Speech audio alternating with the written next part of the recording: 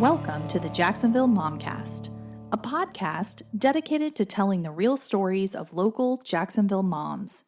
Sponsored by Jacksonville Beach Moms, each month we'll cover topics to help you navigate mom life on the First Coast. Thanks for joining us as we tackle all things motherhood and more with a focus on the 904.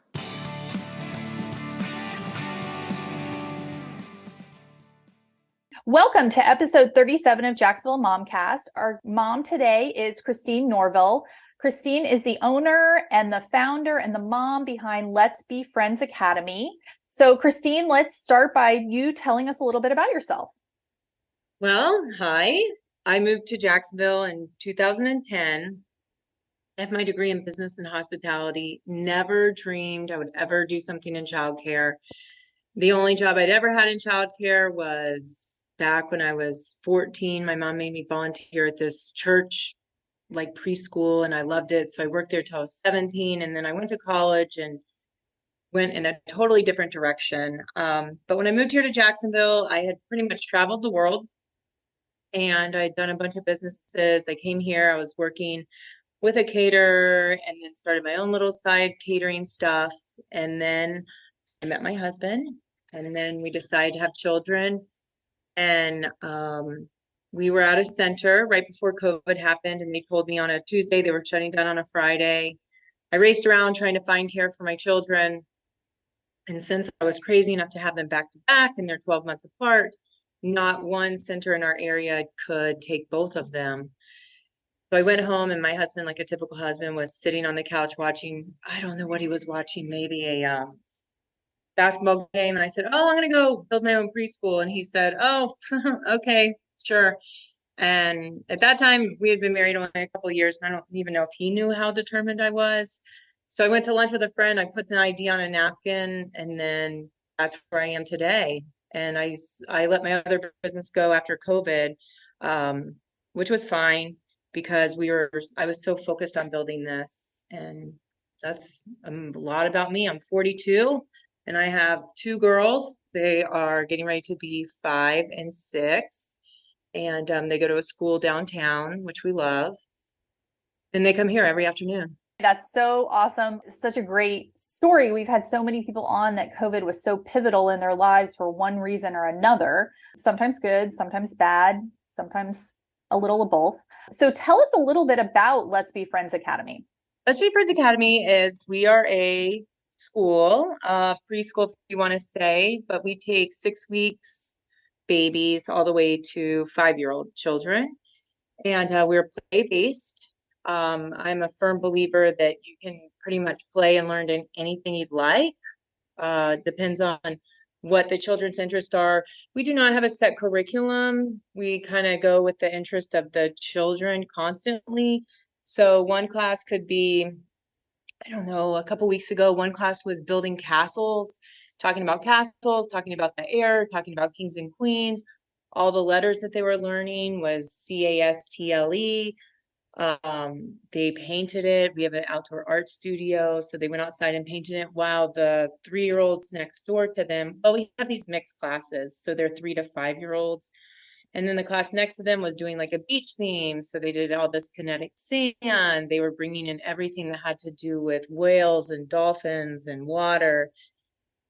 So we just run on the interests of that. Now, when they're 6 weeks to probably 2, maybe 1.5, 2 years old, we pretty much just focus on the milestones, like the ASQs that they need to hit to make sure that they're developing correctly, make sure that their speech is starting, make sure that like they're learning their basic colors, all that kind of stuff. But still, that is all through play. But the real fun, I think, starts at 3. And the 3 to 5-year-old classes, because what we do here is just, I don't know, it's just crazy and amazing. They go outside and built a massive castle. They turned their whole room into a castle. Then the class next door had like beach everywhere. They came in bathing suits one day. They did all kinds of stuff. So it was pretty amazing. But that is what we do. We focus on childcare from 6 weeks to 5 years old. And it is all play-based, would be probably the most important thing to tell people. And so there's a lot of research about play-based education, particularly in early childhood. necessarily see a lot of it in a traditional childcare center. So talk to us a little bit about why, when you set out to open your own facility, why it was so important to hone in on that play-based aspect. I think because what I was seeing was everywhere I went, I would go on a tour and I laugh. I laugh now, I'm sorry, but everywhere I went, I would go on a tour and it was almost like a show. So they would come in and they'd be like, hi, welcome. Yes, okay, look at this bulletin board. This is our daily activities. At 9 o'clock, we do circle time. At 9:30, we move to arts and crafts. At 10 o'clock, we move to this. Oh, yeah, by the way, we teach them Spanish. Oh, yes, this is when they go do their STEAM, right? So I'm sure most people know what STEAM is. This is when we go to STEAM class. Then we go to music class. Then we go to art class. And I thought, my word, when do these kids get to be kids, right? When do these children like just get to not be on a schedule and just play? And then I would go to the and I would ask them that, and they would kind of look at me like, oh, well, don't you want us like to produce something that shows you that we're doing something with them during the day? And I would kind of like respond with like, well, if they come home and they're able to talk to me, then I know that they're developing, that vocabulary. If they're not smacking the kid next to them, I know that they're developing social skills. So my frustration came through all of that. And then when I said, I'm going to build my own thing, again, my background's not in education and I'm not going to hide that. It's not, it's in business. But I was like, there has to be a way to do it like this. There has to be a way to make a center that looks like my home. What I wanted for my girls was this big playground. I wanted big windows so they could constantly be looking outside. And I said, there has to be a way to do it. So I was talking, well, how it all came about was I was talking to the interior designer for this, and she said, "Oh, my cousin has her doctorate, and she's a doctor out at UCLA, and she teaches all these early education classes. Da, da, da, da. Would you like to talk to them?" Talk to her, and I said, "Oh, okay, sure, I can talk to her." And when I explained to her what I was trying to do, she says, "That's Reggio Emilia."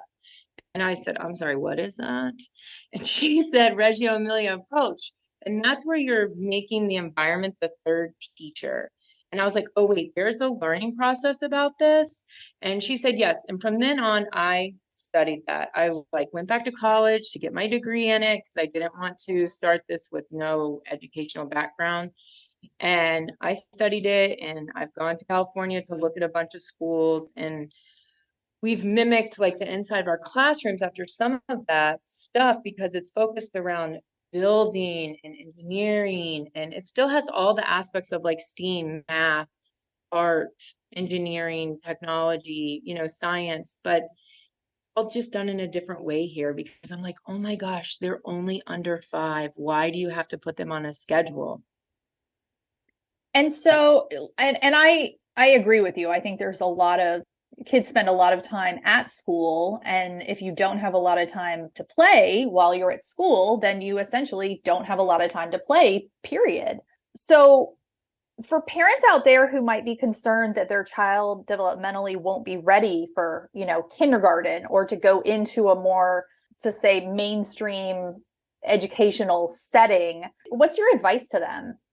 My advice is, and again, I laugh because if they're not able to be children, right? I watched this great documentary that was sent to me by the person in California. It was called The Race to Nowhere. It's on Amazon. It was just so great. And it was how we're sucking our childhoods out of our children. And it's not fair to them because we don't allow them to play.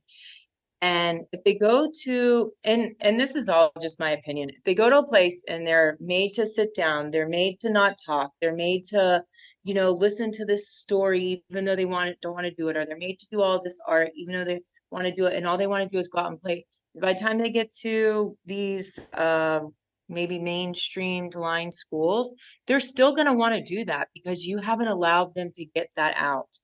So we have we have almost 150 children here, and I would say at least 20 of them came from other centers where they were told they weren't, welcomed back because of their behavior. And here we don't have that issue because, I mean, sure, they're still normal children, but it's like they get so much playtime. And it's like, if you don't want to do art, okay, well, get up and go play. It's all right. It's not the end of the world. You're four.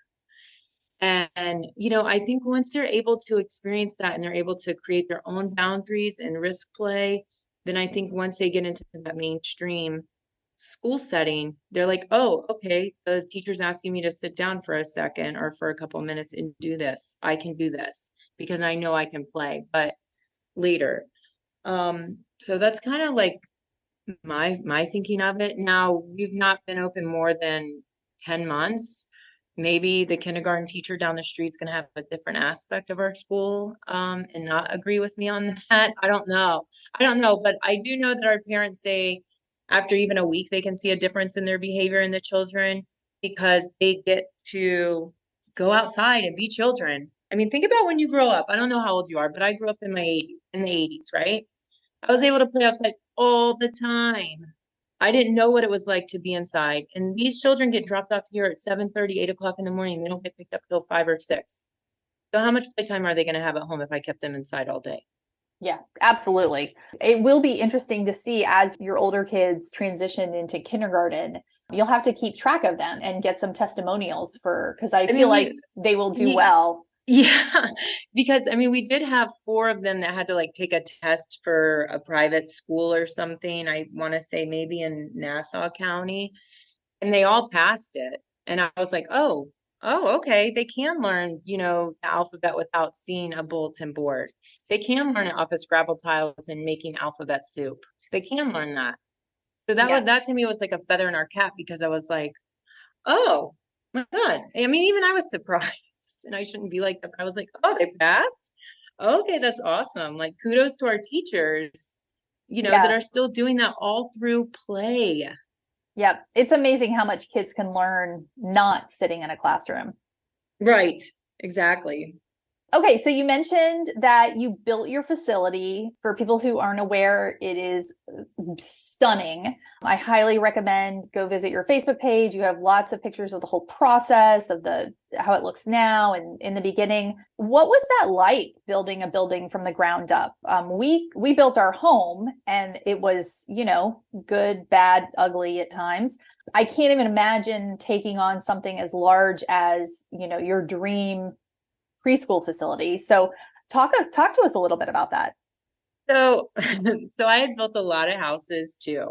Not a lot of houses. I mean, I built 2 houses by the time we started building this. And I thought, well, I mean, it's easy, right? I mean, it's just like building a house. I remember building a house. My husband and I didn't get divorced in the house that we built together, so it can't be that bad. So we did. We bought the piece of property, and I thought, okay, this is going to be kind of a walk in the park. I just get some plans and, have at it. Oh, so it's not like that. Just to let you know, commercial. I had to learn like what exactly a civil engineer did. We had no idea the property that we had bought until they pushed down all the trees. And then I looked at my husband and I said, "Oh my God, that's big." And I just kept thinking like how big it was.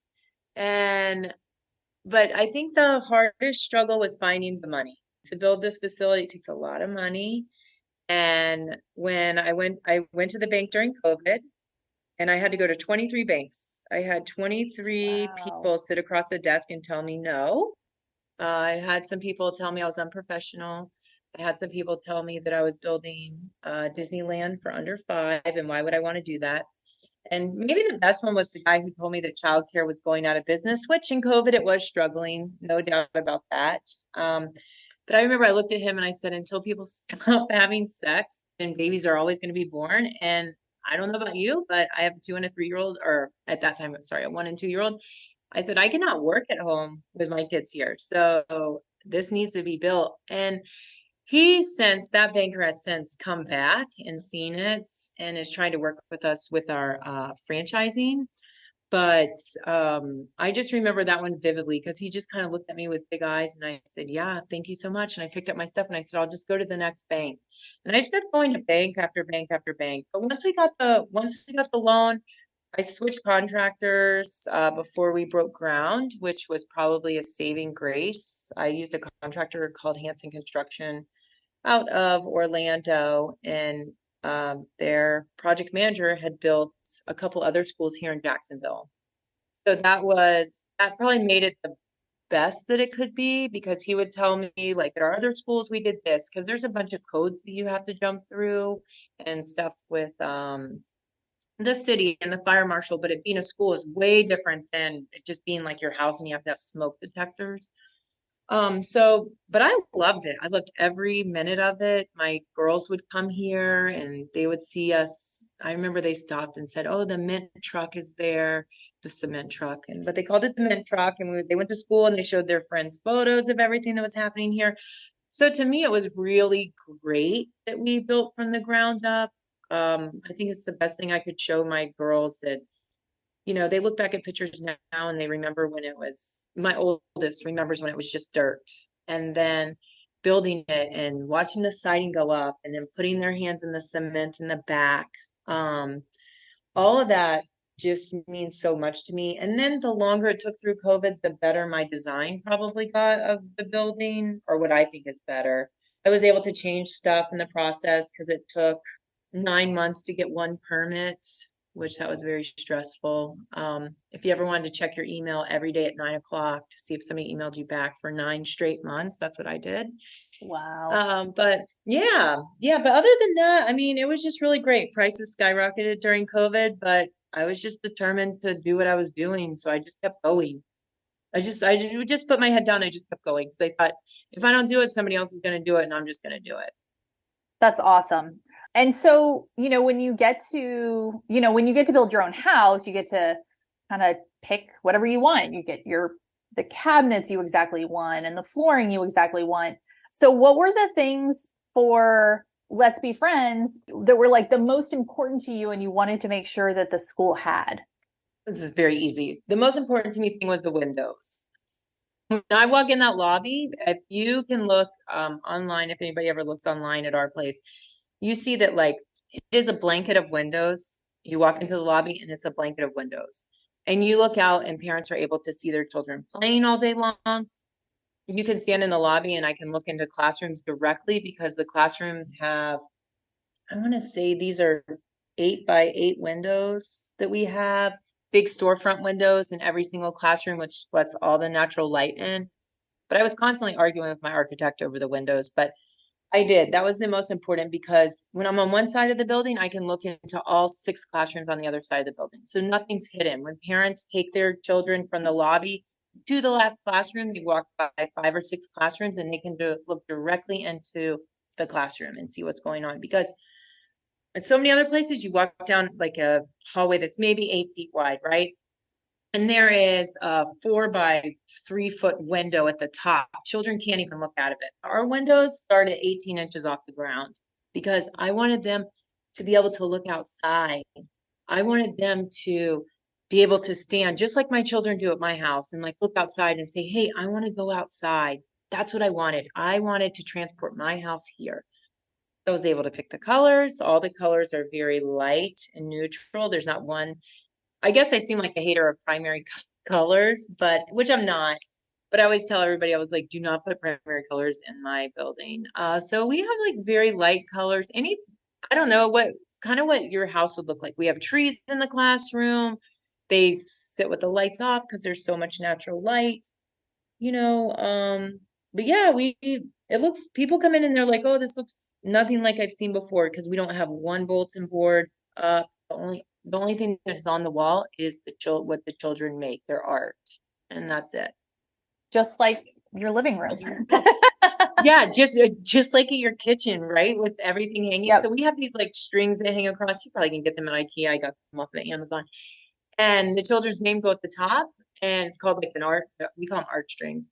The children's name go at the top, and whatever, I don't know, say whatever Amina made, I would just hang it straight down on clips, and then if I walked in, the teacher said, "Amina's stuff's almost hitting the ground. You need to take it all home." Then I take it all home.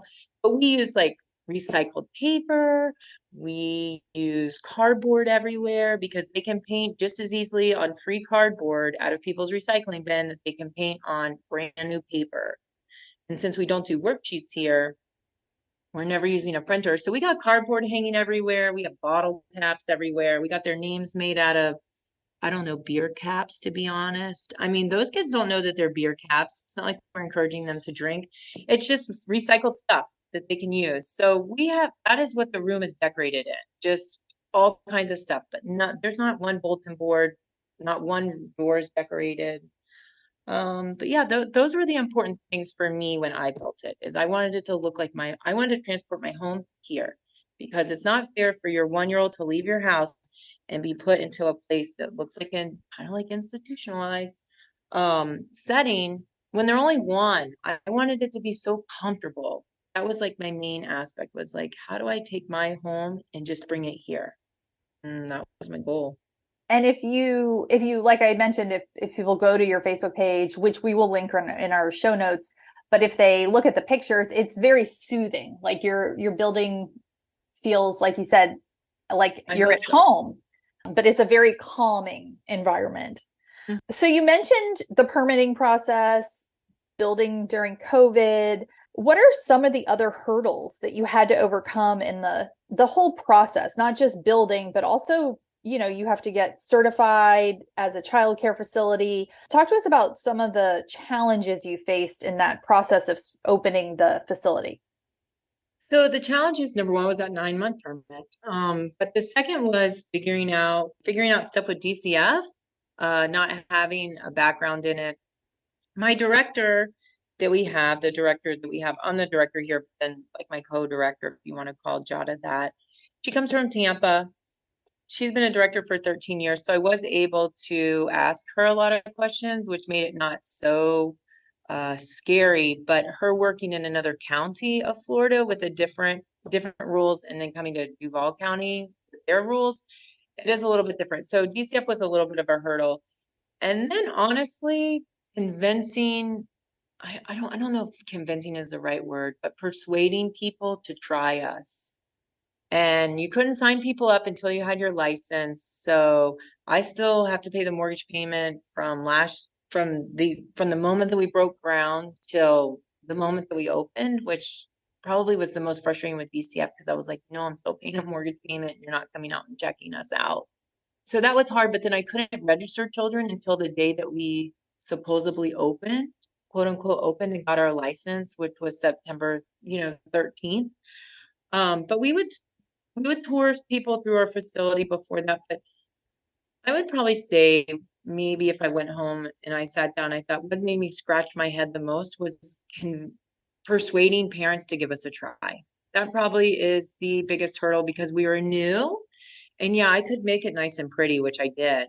I made it look like amazing. But I always said to people, I'm swimming upstream. I'm like a salmon swimming upstream. I know everybody does it this way. I know the people tell you they're going to teach them Spanish. Okay, my director is fluent in Spanish, and so is my husband, and all kinds of other teachers that we have here. But no, I'm not doing that. Or I don't take VPK. Why don't I take VPK? There's all kinds of things that we just do backwards. I would say everybody's to the right, then I'm going to go to the left. But that's kind of how my life's always been. So I would say that was the biggest hurdle, convincing or persuading people to try the play-based method, because it's not everywhere. People will say, oh, we're play-based, but they fail to tell you that they have a curriculum that on Tuesday tells the teacher that they have to do XYZ with the class.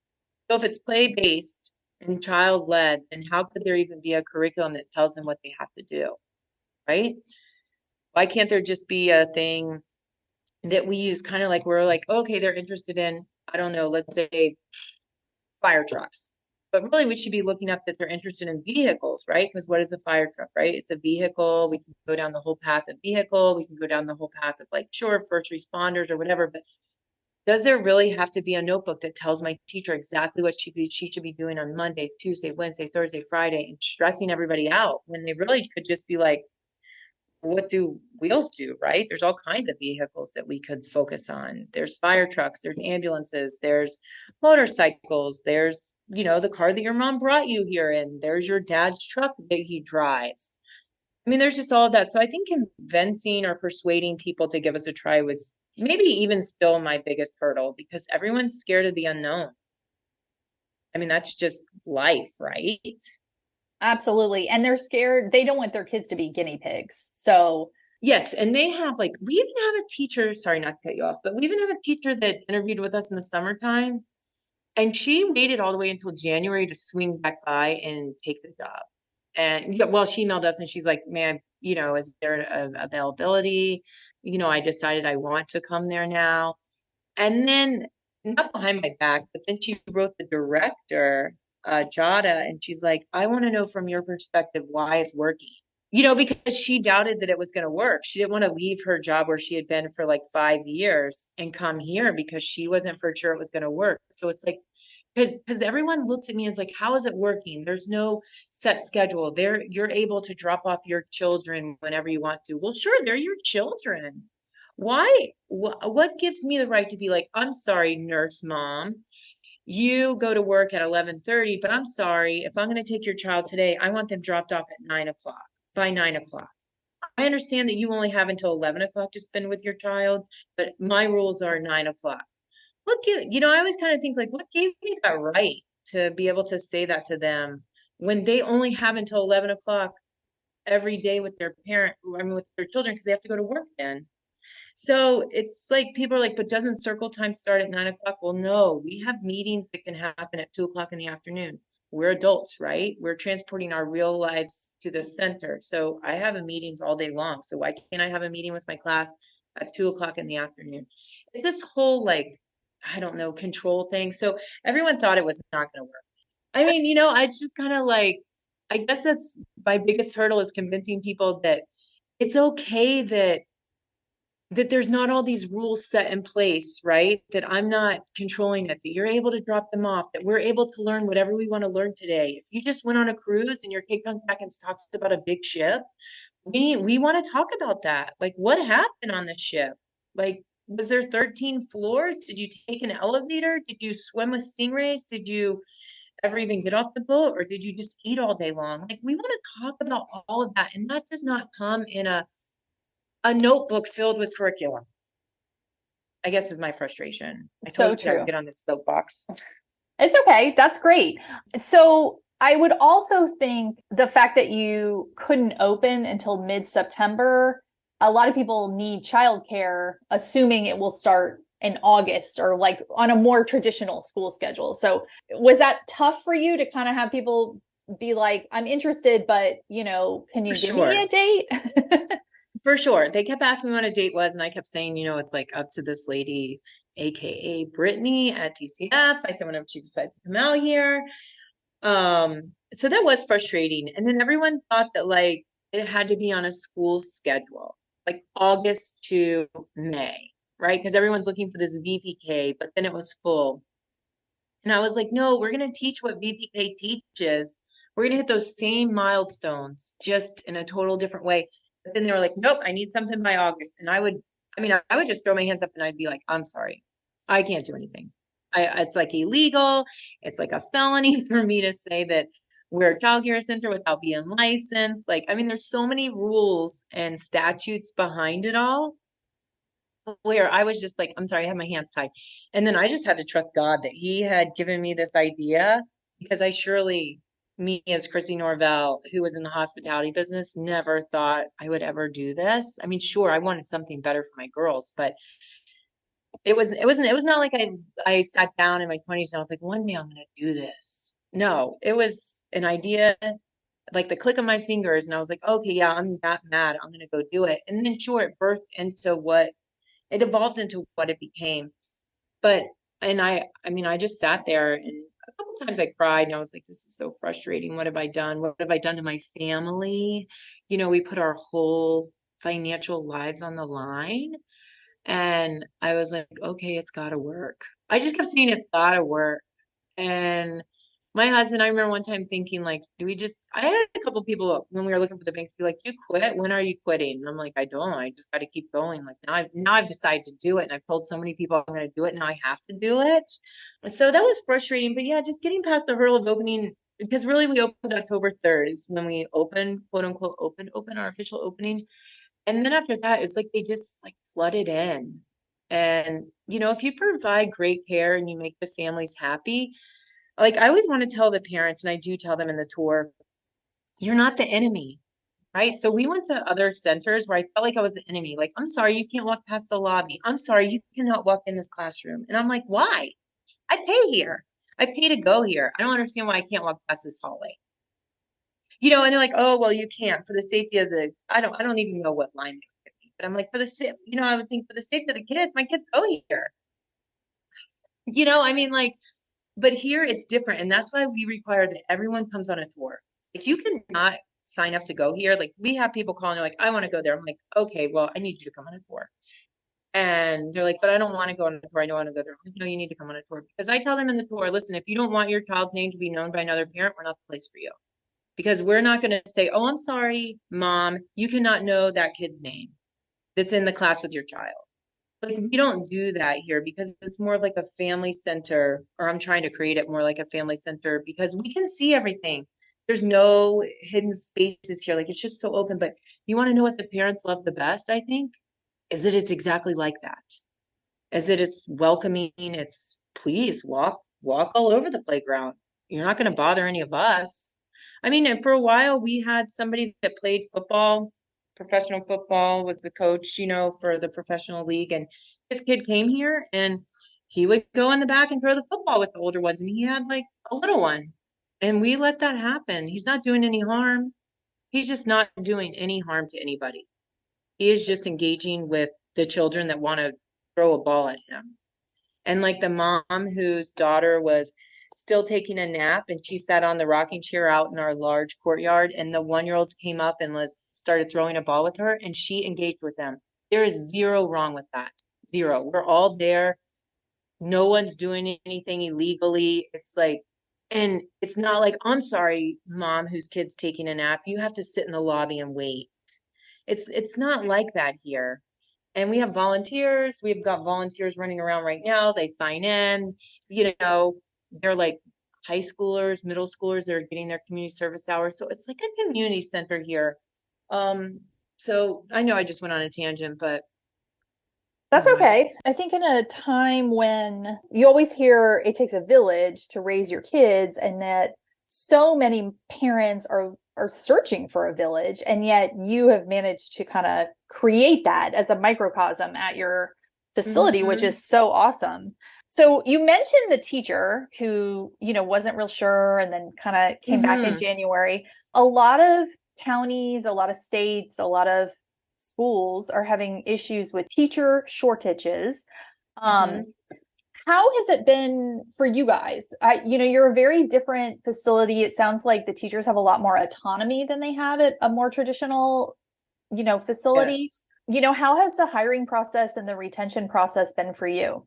So it's funny that you asked, because this week was the first time somebody put in their notice. We had a teacher that so we, by the grace of God, have not struggled with that quite yet.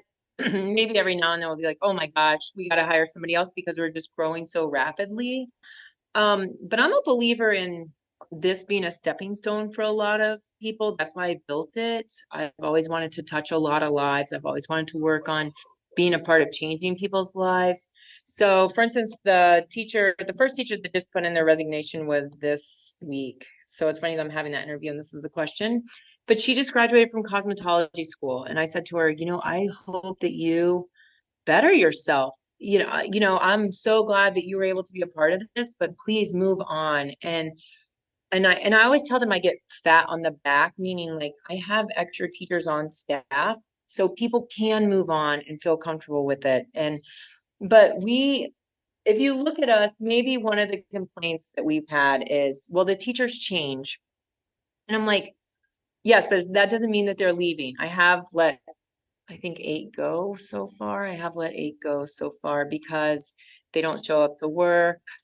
I had one where I heard them talk to a child, and I would never want somebody talking to my child like that. So I let that teacher go immediately, and then there are teachers that go against our philosophy. They get here and they think it's all fun and games. And then they try to suck back into where they come from, right? Where like it's regimented, the children have to sit down and do stuff. And I see that going on and I'm like, hey, listen, I'm not going to change my philosophy for you. So you're either going to have to change or it's not going to work. So those are the people that we have let go.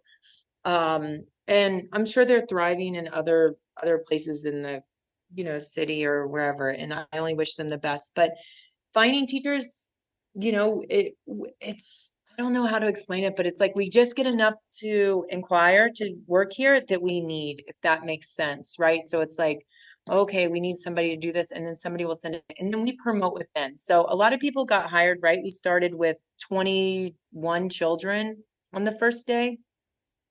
And a lot of them said, hey, Miss Chrissy, I really want to be a 3-year-old teacher or an older's teacher, but I'll start in the ones. But when that position comes open, can I have it? And I'm always like, yes, yes. Like I write down when they interview what age they thrive with. Maybe we only have lunch openings right now, or maybe we only have like a quote unquote sub position. And then so we have moved teachers around a lot, but and maybe, like I said, a complaint from one parent was like, well, the teacher changes a lot. And I'm like, yes, because we let that teacher get promoted to a happier spot in our center. And I mean, I'm a parent too, right? So that's a hard thing to swallow. Like, but that's not consistency for my child. Okay, I understand, but I want to make that teacher happy so they're the happiest teacher that they can be for the children that they're taking care of. So we do that. And then, and our teachers work 4 10s. So they work 4 10-hour days, and then they have an extra day off in the week. So we have a lot of staff to accommodate that, but I think the teachers are happier that way. So we have had people apply and they say, oh, I definitely want to do the 4 10 schedule. And I'm like, okay, that's great. So that's different. And they don't have that I don't think a lot of preschools around here do that. Because one of my things I say in the tour is, I have them work at 4 10 because we're open for 11 hours, which means they can take an hour lunch break. But if you drop off with, I don't know, let's say Shalika in the morning, you're picking up with Shalika in the afternoon. There's not like an afternoon person that comes in. It's the same teacher. So if your child is potty training or had a bad morning or, didn't sleep at all that night, you can actually talk to the teacher. And we do not run an app. We don't have an app to where you talk to the teacher. You have to come in and directly talk to our teachers. Nobody does anything by texting, any of that kind of stuff. So it's like, if you don't want to be personable, we're not the place for you. That's funny. And I would imagine for teachers who are interested in that, they really thrive in that type of environment that you've created. Yes. I mean, they love talking to the parents and like being able, and that's what I mean by like the parents have to come in, they have to put up their lunchbox, the children have to take off their shoes when they come in the classroom, and the parent stands there, says good morning to the teacher, or is picking up while their kids putting their shoes on. And it's like, I don't know if this is a funny word, but it's like almost beautiful because the teacher's like, oh, hey, dad, hey, mom, or calls them by name. And because I'm really big on them calling them by name. And they just talk to them. And it's like they build a relationship with them. And because I feel like that's what we're all lacking everywhere in our life, right? Is building these relationships because we all sit behind computers and not a lot of people, there's more and more introverts. There's more and more people that don't like social settings. I mean, all of it. And here, I always say in the tour, if you're not like that, it might not be for you because, we're going to try to talk to you about your child. And that's a fair warning for those of us that are introverts that may not be into that. I mean, we have introverts that come here, but I do tell them, I'm like, it is a place like that, right? I mean, we do. We have parents that come in, they smile, say hello, drop and go, and that's absolutely fine. I'm not saying you have to be our best friend, but I am saying that like it is a center that feeds people like myself that went to other centers where they were like, nope, you can't come through the door. You can't be a part of this. Like we're here to take care of your children, and that's it. Interesting. I would love to talk to some parents because I think that's just such a neat perspective. And I'm sure the parents who choose you all love that. I'm sure, I would assume that's a selling point for them on your center. I mean, there is one child that's leaving, and the mom did write us an email, and she was like, I think I'm going to miss the most you guys saying, bye, Carter, bye, and her what her name is. And and she's like, I'm just going to miss that every day coming in and leaving, hearing that. And I was like, oh, wow. And I was like, I guess it is the little things that we do. Yeah, absolutely. Things that they remember. So let's talk about, you're a mom. You were a mom before you opened this center. And like you mentioned before, you had issues, trying to find childcare for your children. So as a mom, as a parent, if I'm looking for the right place for my child, talk us through what are some things parents should look out for and what questions should they ask when they go to do a tour at a childcare center, yours or any other one. It's funny because every now and then I'll read social media. I'm not a big fan of social media, but every now and I'll read it and I see these people that are like, first of all, tours. So I see that are like, just stop in and have them give you a tour right then. So they're not hiding anything. And what's funny is I don't respond, but I'm like, oh, that's funny because they would never go to my center because we only do tours after hours and when there's no children here. And it's not because we're hiding anything. One, it's for the safety of the children. I mean, sure, you, Shannon, could walk in and give me your license and I'm going to make a copy of it and then tour you around this whole facility and I know nothing about you. And there are kids everywhere. And, so we do tours after hours. And you don't get to see anything. I always say to people, and maybe this sounds like a jerk, but I always say, if you need to know what 1,000 kids look like running around here, you can just imagine your own kid in your backyard. And, because it's what it is. And then I say, I always like that, or if I was a mom going on a tour again, I would ask a lot about, people ask us about the security here, which, we have but I think it's great security. We have cameras everywhere. We don't let parents watch the cameras. That's a big thing for me, but that's my own personal opinion. Other centers have apps where you can watch the camera, right? We have cameras in the middle of our room. They're like military grade cameras. You can zoom in very, very close to stuff. But we have 9 changing tables. And the last thing I want somebody doing is watching my girls get changed on a change. Parents are parents, people are people, so we get a lot of questions about the cameras, but that's why we don't let people access our cameras. If there's a question, we can watch the camera all day long. DCF can come in and watch our cameras. We're not hiding anything. It's just, I'm not going to let you and your husband look into a room that my daughter is being changed. I mean, it's just the fact of the matter. We have a lot of people ask about food. We love, love, love moms and parents, that don't want their kids to try anybody else's food because we try so hard not to have the kids share the food. But it's like the Costco sampling line. Sometimes they all just start sharing food because here you have to bring your own food. Because I'm a big believer in like, what your children eat. They're not going to eat succotash or vegetables out of a can that I can make at a kitchen here. So I'd rather you make it at home and bring it. So they ask that kind of question. I don't know. I'm kind of an easier mom, I guess, when it comes to say, because my whole goal is I wanted my children just to be happy. And I wanted them happy when I picked them up. So, but everybody's different. Maybe you really care about the curriculum and maybe you really do want them sitting down for 30 minutes at instructional time at a table. To me, I was kind of like, whatever, they're only under 5, like them do whatever they want to do. In retrospect and in a respectful way, like I do. I meet a teacher and I'm like, hey, my biggest concern is I'm raising little jerks. So please make sure they say please and thank you and yes, ma'am and no, ma'am. So I think everybody's perspective is different. Like you might really care about security. I might really care about the playground. So I think people need to really sit down and think about what's important to them. And when they go on the tour, ask questions like that, because we get 1,000 questions.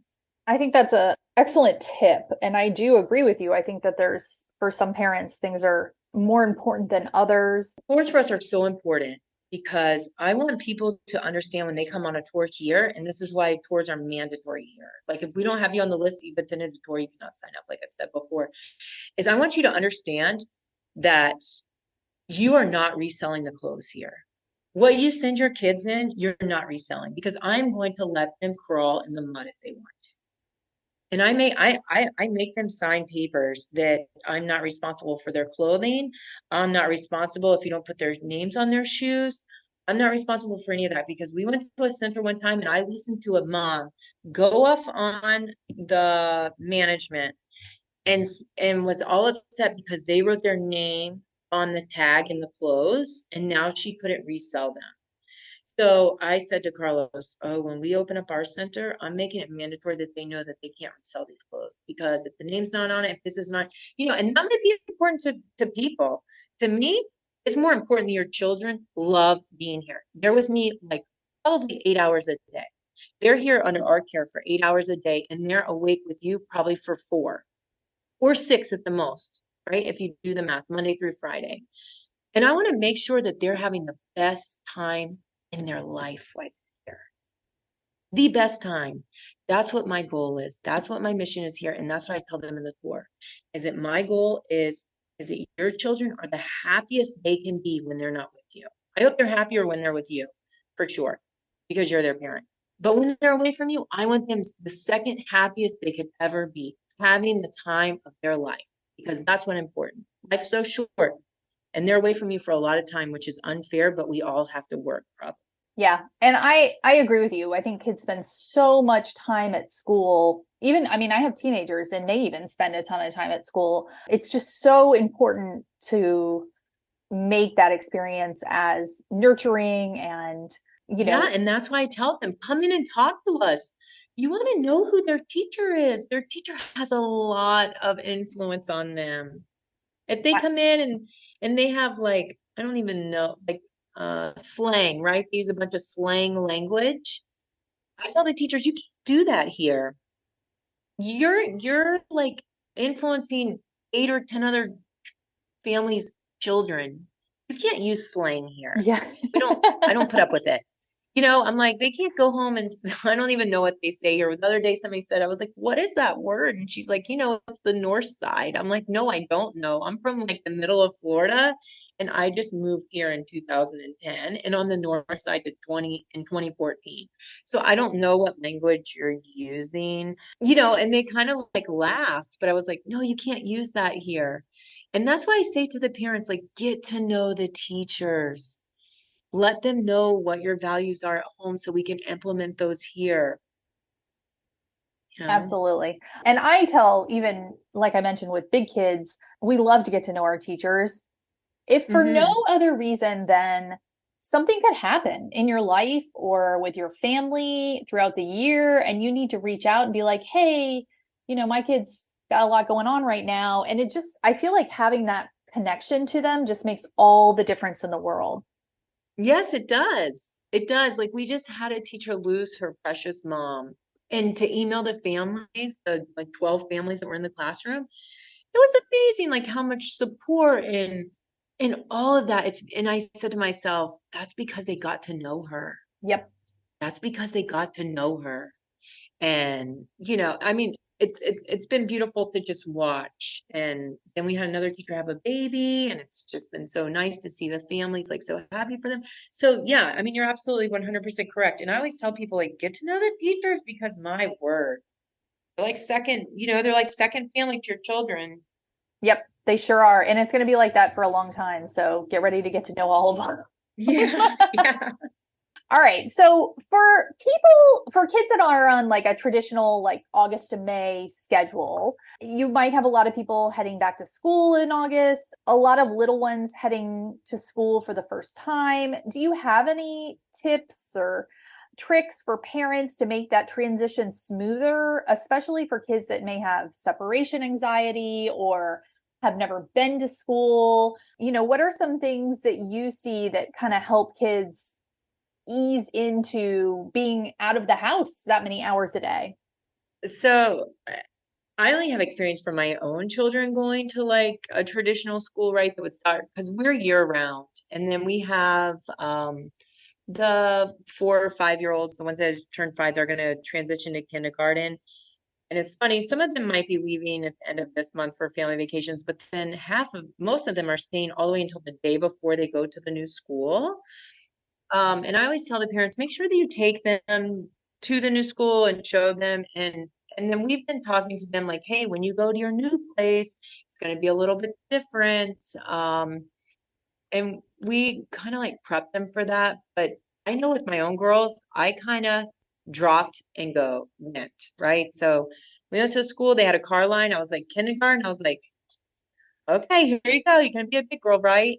And I remember my daughter Amina jumped out and she goes, "Oh my gosh, I'm going to big girl school today." And she jumped out, she grabbed her backpack, and I was like, "Oh wait, that's it?" And then I watched her walk down the hallway and I thought, "Oh, okay, all right, good luck."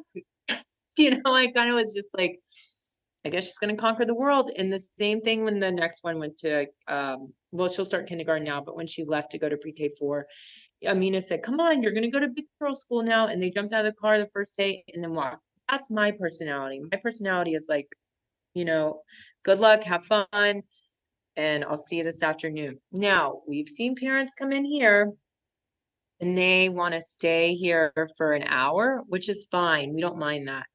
But the longer you kind of prolong that, the harder it is for your children to transition if they're not used to it, in my opinion. And this is all just my opinion. So the parents that drop and go here and their kid is crying, their child's crying, that child transitions in just a couple of days. But the parents that stay here and linger in the mornings, which again, we don't mind, we encourage that, those children seem to take longer. So I would just really, if my child was transitioning from here to another school or any school to another school, I would just talk to them, take them to see it, find something that they love about it, and focus on that, because what we focus on, we bring about. So if you keep focusing that it's great and it's going to be so much fun and all that kind of stuff, I think that they're going to have an easier time adjusting to it because they're looking forward to it because it's going to be something great. That's a good tip. That's fun. I'm also a drop and go mom, mostly because my oldest was a crier, and so I did that. I tried to make that transition quick for him. So because he was, of course, fine as soon as I left. And I'll never forget when he went to middle school. It was like a big line of traffic, and so I ended up kind of letting him out just like on the sidewalk by the school so he could walk in because I couldn't get through the road. And I came home. My husband's like, "Oh, how did it go?" And I was like, "Well, I guess in middle school, you just let them out anywhere on the side of the road and they just make it to school." And he was like cracking up. And I was like, it's funny how we've gone from like, kicking them out in the loop. And then now middle school, I'm just like, all right, good luck, buddy. And like jump out on the sidewalk. And he did fine. And he's had a wonderful middle school career and is now in high school. And I still let him out on the side of the road. But it was just a funny, like, okay, well, like that escalated quickly. Yeah, you're like, actually, I'm not even sure he walked in the building. I just let him out and hopefully he walked in that direction. That's what I would say. Absolutely. Yeah, you couldn't even like sit to watch because people are honking and it was chaos for that first day. But yeah, it was just a funny, very surreal experience as a mom. Yeah, and I mean, and I mean, for a second, it kind of like tugs at your heart, which I understand. But then it's just, I mean, they have to grow up. And I'm not a fan of my children growing up faster. I wish I could bottle them at this age, but I have to teach them independence too. I'm a big independence teacher, or like hope that they're learning that. And that was my best way to do it. I was like, good luck, see you later. Make sure you walk in that door. So but it does. It happens so quickly. Before you know it, they're 5. Before you know it, they're 10. Before you know it, they're going to middle school. Yep. And then they drive. Don't even get me started on that.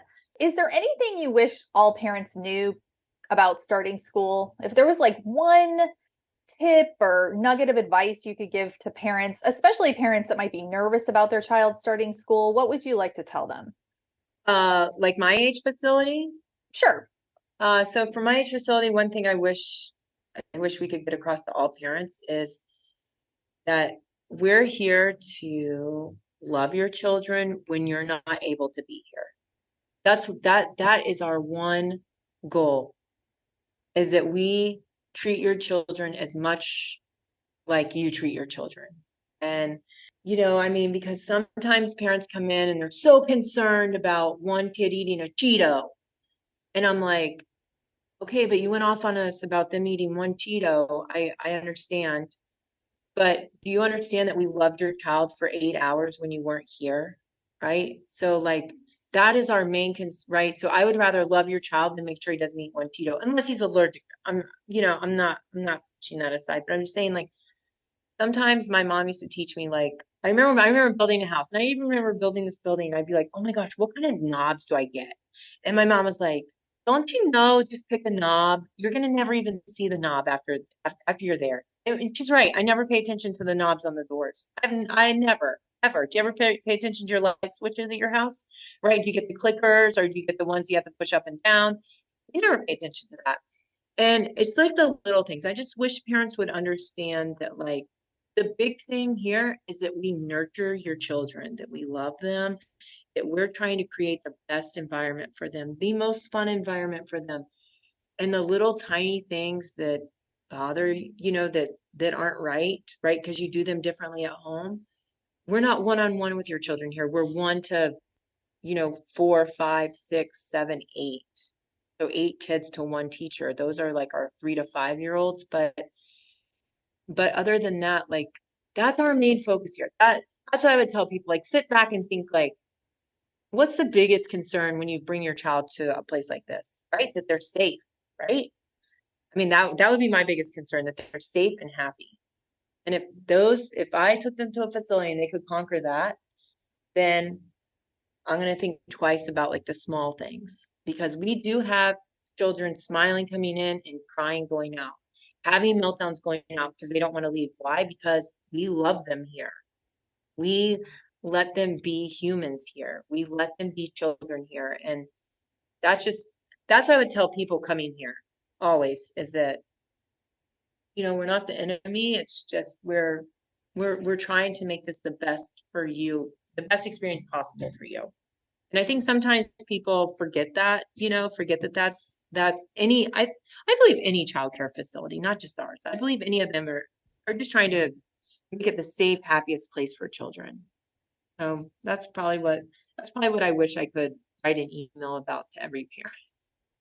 I think that's just very wise words. And I think I agree. I think for the most part, everybody's just trying to do the best they can by your kids. Yeah, yeah. I mean, I don't think people come to work and they say, you know what? I mean, because we do have this issue, and I'm not going to hide it, is we do have this issue because our playground is 1 full acre. The back playground that the 2 to 5-year-olds are able to play on is 1 full acre. And we have a large mud kitchen in the back. It's probably, I don't know, maybe a 1,000 square feet. I mean, it's massive, this mud kitchen that we have in the back. And the teacher can only walk around and check diapers or check to see if the kid has to go to the bathroom. If she has 8 children to check, she has to then go find, the second child across the acre and ask them, do you have to go to the bathroom too? Well, if a child says, no, I don't have to go to the bathroom, and we walk away and we don't circle back to ask that kid again if they have to go to the bathroom for 5, 10 minutes, and you come within that 5 or 10 minutes and they've had an accident, we have not let the child walk around all day with, spoiled clothes. You know what I'm saying? But I mean, like, that's what it looks like. It looks like we didn't care and you picked them up with spoiled clothes on. But I'm like, no, I can show you a camera where they just went to check them, and 6.5 minutes later, you walk down there to pick up your child. And in that 6.5 minutes, if he or she didn't say, hey, I've got to go to the bathroom, I'm over in the art studio checking the next child. Do you understand what I'm saying? Yeah. So, yeah. I mean, so, and mind you, we've conquered a lot of those, but at the beginning, I remember wanting to say to that family, like, you understand, right? Like, it's either I cage them in, which is my own opinion of what other places sometimes look like. I cage them into 1,000 square feet behind my direct classroom, and I can have way more control over when your child, might have an accident, or I can let them run free and get on a tricycle, go to an art studio, go have their snack when they're hungry in the afternoon, instead of making everybody eat snack and one child isn't hungry. And then run to a mud kitchen, make their friend a mud pie, go swing on the swing, take your friend that's on the slide by the swings, the mud pie that you made for them, or the mud soup or whatever, then run back to the mud. To give them all that freedom to do that risky play and be independent. I can't helicopter them. But if I put them in 1,000 square feet fenced in, like our lunchroom area, I probably could helicopter them. So it's like they got to pick and choose. But I remember that one film, I was like, they're not letting them run around in soiled clothes. It's just, you came within that time frame. So I definitely would tell family. All right. So before we wrap it up, is there anything else you'd like to add? No, like come visit us. It's actually really fun. You personally should come see it. It's actually really fun here. It's like I don't know, just every day our mission is to create the best place that your child can come to for that day. And Carlos and I we're just normal people that had an idea and built it. And there's a lot of lovers and haters of it, and it's okay if we're not for you. We tell people that all the time. My husband's favorite line is, "We're not gold coins. Not everybody's gonna like us." But if you like play based and you like your children to be outside a lot, and you don't mind them getting a farmer's tan, then come check us out. Come look at us. Look us up online. Call with any questions. And that's it. I mean, That's awesome. that's it. So I ask everybody, what's your favorite thing about being a mom in Jacksonville?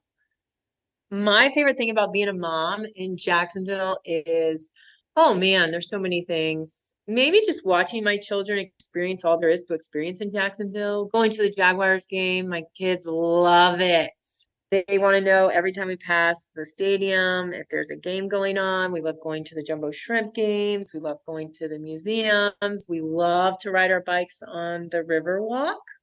There's just so much to get involved in Jacksonville. I love it when people say it's so boring here, and I'm like, I don't know how you're bored. There's so many things to do. Yeah, I just love like getting up and exploring everything there is. There's the beach, there's the river, and just showing my children, I don't know, the world starting in Jacksonville. That's What a I love. great answer. There is so much to do. All right, so tell everybody where they can find you. You can only find us right now on Facebook and Instagram. And we'll put links to those in our show notes. Thank you so much, Christine, the owner and the mom behind Let's Be Friends Academy. And thanks for listening. Thanks for tuning in. If you've enjoyed this episode of Jacksonville Momcast, be sure to subscribe wherever you get your podcasts and follow us at Jacksonville Momcast on all the social medias for show updates and more information about our guests.